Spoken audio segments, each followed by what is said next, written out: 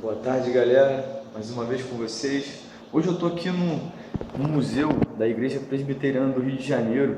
E cara, esse lugar aqui é um lugar muito maneiro, porque eu gosto de vir aqui para que algo se acenda dentro de mim, porque a gente consegue ver aqui a história do Evangelho, o que aconteceu aqui na cidade do Rio de Janeiro, através dessa denominação, que também é uma denominação evangélica, e de como esses caras, esses grandes homens de Deus pagaram um preço para que isso acontecesse.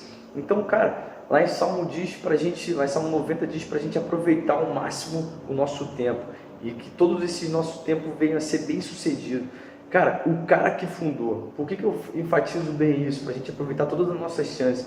Porque o cara que fundou, esse cara aqui, ó, que fundou essa igreja, ele tinha apenas 34 anos. Ele morreu com 34 anos.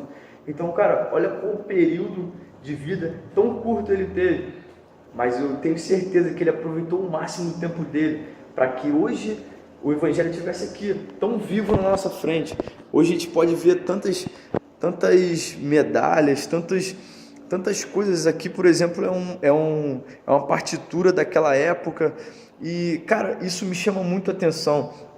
Isso aqui era um esboço de uma pregação desse pastor, desse reverendo.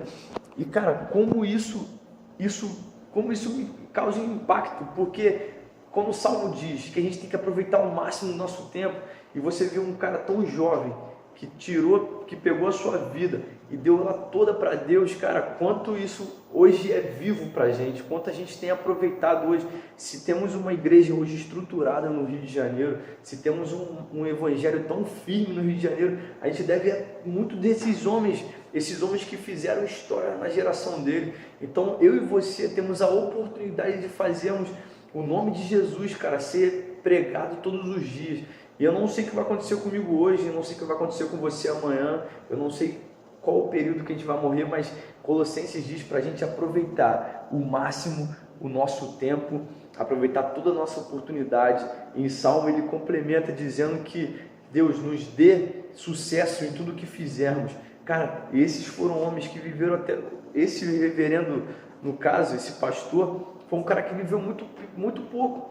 E esse cara, ele viveu intensamente o Evangelho, ele fundou essa primeira igreja aqui, a igreja está até hoje aqui, uma igreja grande, estruturada na cidade do Rio de Janeiro.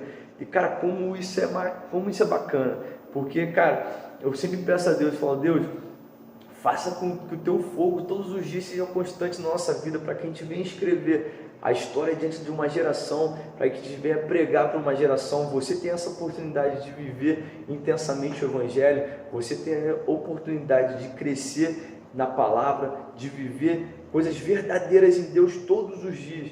Isso, cara, é disponível para a gente. A gente tem o privilégio de escrever a história de Deus nessa nação. Amém?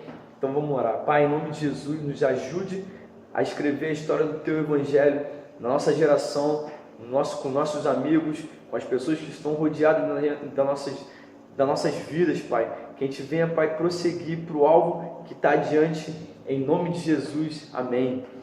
Eu quero que essa palavra cause impacto na sua vida.